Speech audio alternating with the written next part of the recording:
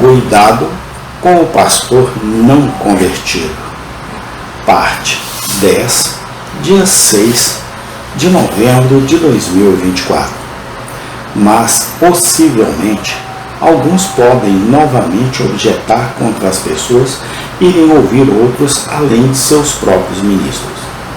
Eles podem usar a escritura sobre Paulo e Apolo de 1 Coríntios 1,12 e dizer que é carnal.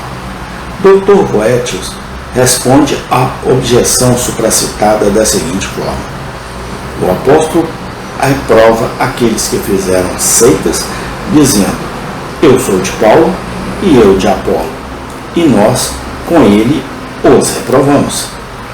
Mas isso está longe de ser contra escolhas de que se tem sermões e pregadores, visto que, ao mesmo tempo, não podemos ouvir todos, nem a explicação e aplicação de todos igualmente se adequam a tal pessoa em tal tempo ou condições, ou igualmente aceleram e servem ao aumento do conhecimento.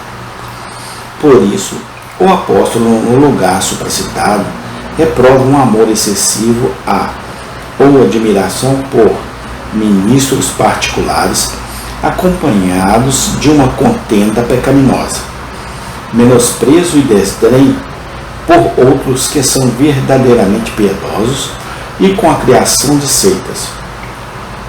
Dizer que daí necessariamente se segue que não devemos fazer diferenças em nossa escolha, ou nos graus de nossa estima por diferentes ministros de acordo com seus diferentes dons e graças, é um argumento de força tão grande quando dizer que, porque a gula e a embriaguez são proibidas, portanto, não devemos comer, nem beber, ou fazer qualquer escolha em bebidas ou alimento, seja qual for a nossa constituição. Certamente a própria natureza do amor cristão inclina aqueles que o possuem a amar os outros principalmente por sua bondade e, portanto, em proporção a ela. Agora, vendo que a inferência na objeção é secretamente construída sobre essa suposição, que devemos amar todos os homens bons igualmente, ela atinge o fundamento daquele amor aos irmãos que é estabelecido na Escritura como uma marca do verdadeiro cristianismo. 1 João 5. E assim é carnal, com um testemunho. Novamente, pode-se objetar que a prática acima mencionada tende a entristecer nosso pastor paroquial e destruir as congregações. Eu respondo: se nosso ministro está triste com nosso bem maior, ou prefere seu crédito antes dele, então ele tem bons motivos para se lamentar por sua própria podridão e hipocrisia. E quanto a quebrar congregações em pedaços por conta de pessoas indo de um lugar para o outro para ouvir a palavra com a intenção de obter um bem maior, essa cegueira espiritual é a morte que tão geralmente prevalece, colocaram isso fora de perigo. São apenas alguns poucos que obtiveram algum prazer espiritual. A maioria arriscará suas almas com qualquer formalista e ficará satisfeita com os discursos e sossos de tais zangões mortos. Bem, o apóstolo não afirma que Paulo e Apolo não são nada. Sim, é verdade. Eles e todos os outros não são nada como causas eficientes. Eles não podiam mudar os corações dos homens, mas não era nada como instrumentos.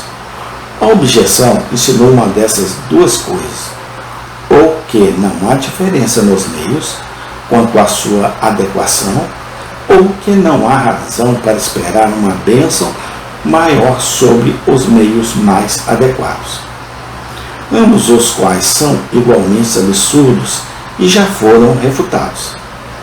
Mas pode-se objetar ainda, com grande aparência de zelo, que o que foi dito sobre as pessoas obterem o bem ou num bem maior de um ministro piedoso em outra paróquia. É mera ficção, pois elas estão fora do caminho de Deus. Respondo que há 3 ingredientes monstruosos na objeção, a saber, petição de princípio no debate, julgamento precipitado e limitação de Deus. É uma coisa pobre no raciocínio, supor o que deveria ser provado e então raciocinar a partir disso, que seja reprovado, ou que seja provado que eles estão fora do caminho de Deus, e então eu livremente cederei. Mas, até que isso seja feito, os ousados não terão muito peso com ninguém, exceto com os tolos ou os tolos, e para aqueles que clamam contra os outros por falta de caridade, serem culpados disso eles mesmos. No meu tempo, em um grau muito grande, é muito inconsistente.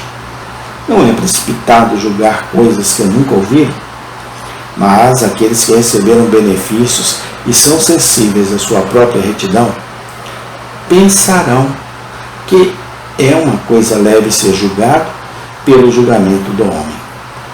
Que Tértulo suba ao teatro e dou-lhe a objeção com a mais meliflua eloquência ciceroneana. Isso não os persuadirá mais do que o que sentiram, é apenas uma fantasia. A menos que estejam sob fortes tentações de Satanás ou assustados até a morte por expressões assustadoras, do que dizer a um homem em linguagem adequada que vê que é apenas uma noção que ele não vê, ou dizer a um homem que sente prazer ou dor que é apenas uma imaginação iludida.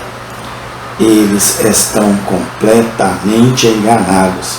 Além disso, há uma limitação do Santo Israel na objeção supracitada, pecado pecaminoso pelo qual os hebreus foram reprovados.